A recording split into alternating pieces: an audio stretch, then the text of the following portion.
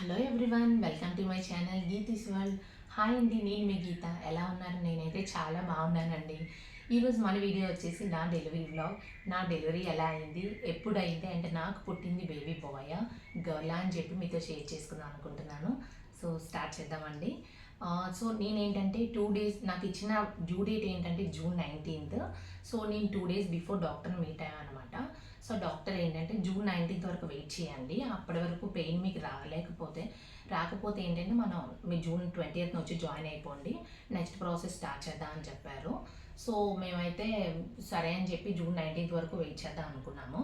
So thank God June 19th night ఏంటంటే 11కి ఇలా నాకు కొంచెం పెయిన్ స్టార్ట్ అయిందనమాట.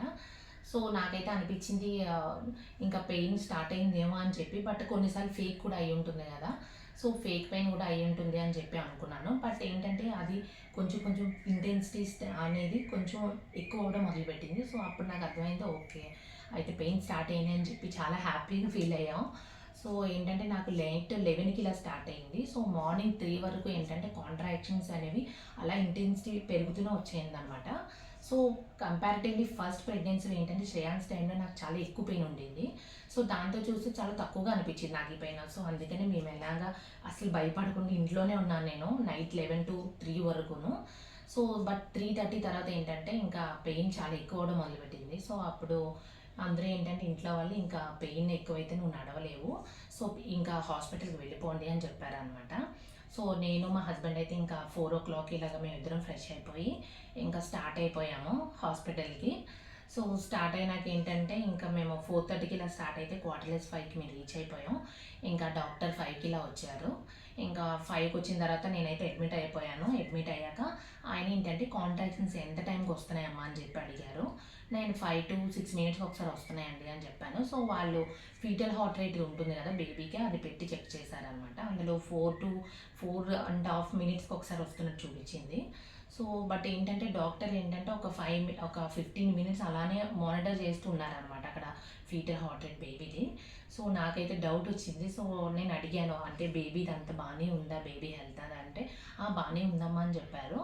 బట్ నాకైతే హస్బెండ్ తర్వాత చెప్పింది ఏంటంటే, మా హస్బెండ్కి చెప్పారంట ఫీటల్ హార్ట్ రేట్ అంటే ఏంటంటే బేబీ హార్ట్ రేట్ ఉంటుంది కదా అది. సో అదేంటంటే కొంచెం ఫ్లక్చువేట్ అవుతుంది, కొంచెం తగ్గుతుంది అని చెప్పి చెప్పారంట హస్బెండ్కి.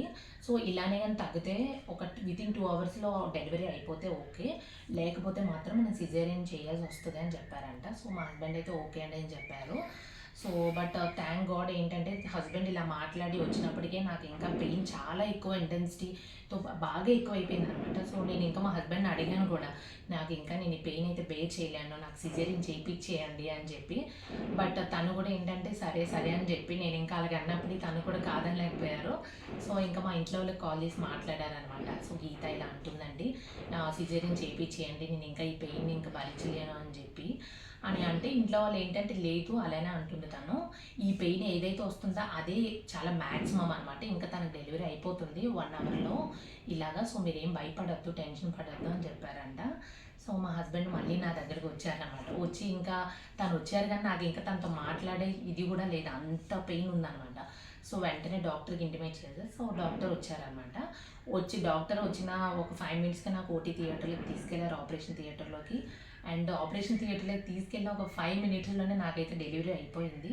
సో అస్సలు నేనే ఎక్స్పెక్ట్ చేయలేదు ఇంత వేగంగా డెలివరీ అవుతుందా అని చెప్పేసి.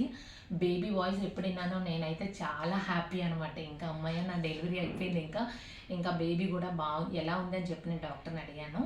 ఆ బేబీ ఎలా ఉందంటే హెల్తీగా ఉందమ్మా అన్నారు. వాళ్ళైతే చెప్పలేదు కూడా నాకు బేబీ బాయ్ గర్ల్ అని.